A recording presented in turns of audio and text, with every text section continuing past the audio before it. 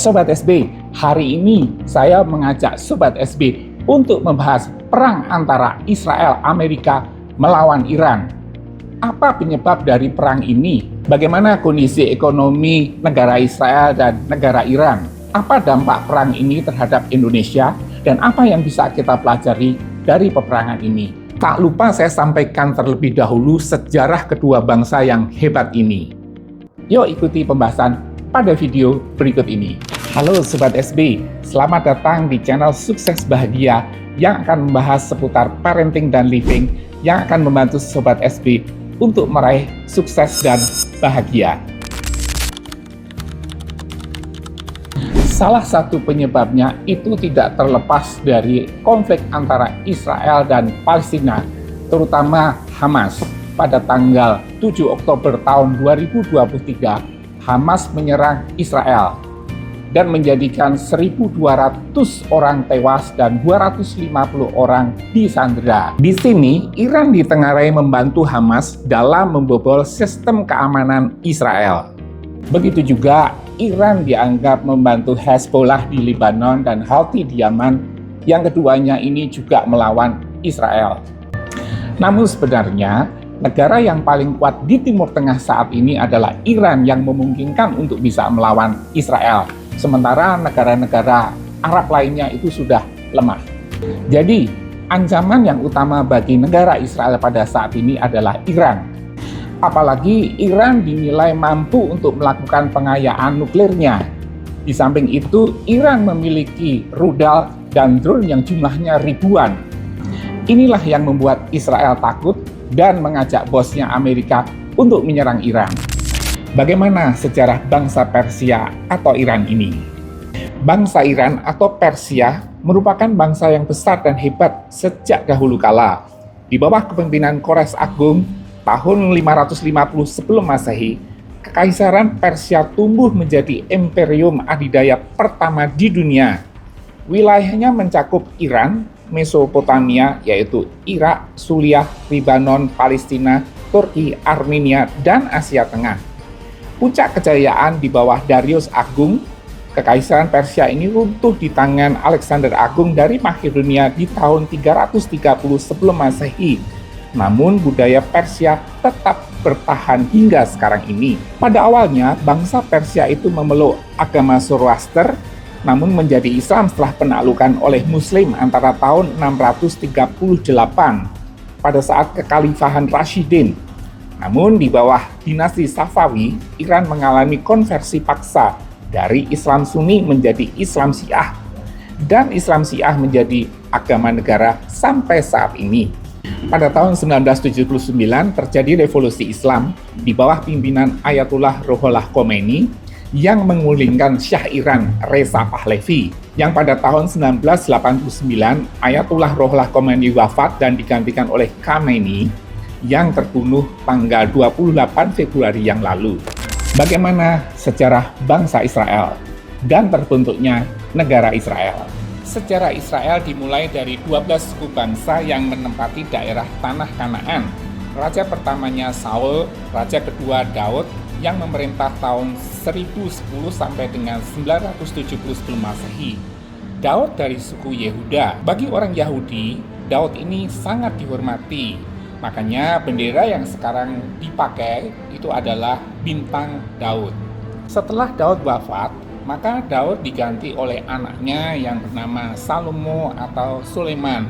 Di bawah Salomo ini terjadi puncak keemasannya. Namun setelah Salomo wafat, maka kerajaan Israel pecah menjadi dua, yaitu kerajaan Israel yang ada di utara dengan 10 suku dan kerajaan Yehuda yang ada di selatan dengan 2 suku. Pada akhirnya kerajaan Israel ini ditaklukkan oleh kerajaan Asyur dan orangnya dibawa ke Mesopotamia. Sementara kerajaan Yehuda ditaklukkan oleh Babilonia dan orang-orangnya dibawa ke Babilonia. Namun pada tahun 537 sebelum Masehi, orang Yahudi ini mulai pulang dari Babilonia setelah Raja Kores Agung dari Persia menaklukkan Babilonia. Sobat SB, sebelum saya lanjutkan, saya akan jelaskan daerah Kanaan, kemudian menjadi Yudea dan Samaria, dan menjadi Palestina. Itu adalah tempatnya sama. Nah, nanti Sobat SP akan dijelaskan lebih lanjut. Jadi Sobat SP, daerah Kanaan ini pernah dikuasai oleh berbagai macam kerajaan. Yang pertama pernah dikuasai oleh Asyur, yang kedua Babilonia, yang ketiga Persia pertama, yang keempat kerajaan Romawi, yang kelima Bizantium, yang keenam Islam, kekhalifahan Islam, yang dilanjutkan ketujuh Ottoman, dan yang terakhir dikuasai oleh Inggris. Pada saat zaman Romawi ini, maka nama Kanaan itu berubah menjadi provinsi Yudea dan Samaria. Tetapi di tahun 130 Masehi, yaitu ketika sehabis pemberontakan orang Yahudi, maka Kaisar Hadrian merubah Yudea Samaria menjadi Palestina. Karena banyak dikuasai oleh berbagai macam kerajaan asing ini tadi, maka berdiasporalah orang-orang Yahudi ini terutama ke Eropa. Setelah Inggris berkuasa di tahun 1917, maka semua jajahan Ottoman ini diserahkan kepada Inggris. Dan pada tahun itu, Menteri Luar Negeri Inggris, Balfour, mengeluarkan deklarasi Balfour yang menyatakan akan memberikan tanah kepada orang-orang Yahudi. Pada waktu itu di Eropa terjadi antisemitisme yang puncaknya pada saat Hitler berkuasa. Pada saat Hitler berkuasa, orang-orang Yahudi ini dimasukkan ke dalam kamp konsentrasi, misalnya kamp konsentrasi Auschwitz dan Auschwitz-Birkenau. Orang-orang Yahudi ini dipaksa untuk bekerja keras yang pada akhirnya banyak yang meninggal. Atas dasar antisemitisme ini, maka orang-orang Yahudi ingin kembali ke tanah leluhurnya. Namun sayangnya daerah Palestina pastinya sudah ada ditempati oleh orang-orang Arab Palestina. Disinilah terjadi permasalahan dan Inggris sudah membagi untuk orang-orang Yahudi dan untuk orang-orang Arab Palestina. Dan pada tahun 1948, orang-orang Yahudi mendirikan atau memproklamirkan diri sebagai negara Israel merdeka. Oleh orang-orang Arab ditentang dan terjadilah perang. Pada saat itu Israel menang dan banyak orang-orang Palestina terusir ataupun tergusur. Nah, mereka yang menjadi korban Zionisme ini bukan saja Palestina yang beragama Islam, namun juga beberapa beragama Kristen juga. Jadi Sobat SP, di sini tidak ada yang namanya perang agama, yang ada adalah rebutan tanah. Pada tahun 1967 juga terjadi perang antara Israel dengan koalisi negara Arab, terutama Mesir, Suriah, dan Yordania yang dibantu oleh banyak negara Arab. Pada perang 6 hari ini, Israel menang telak.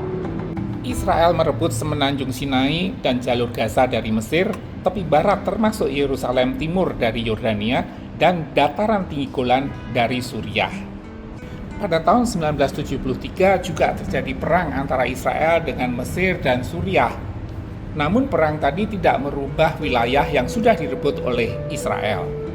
Di tahun 1977 terjadilah perdamaian antara Israel dan Mesir, yakni Israel harus mengembalikan Sinai kepada Mesir sebagai syarat dari perdamaian tersebut.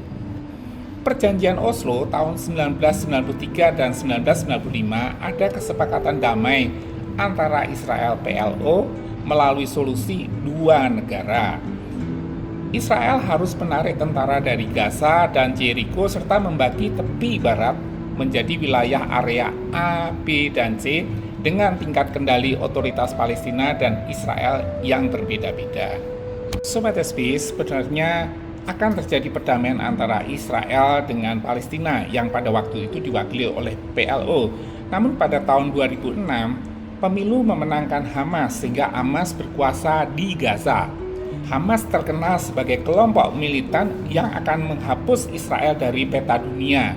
Begitu juga ketika Israel dikuasai oleh golongan kanan, seperti Benyamin Netanyahu saat ini, juga perdamaian itu akan terasa jauh karena tidak ingin adanya two-state solution. Susah ya.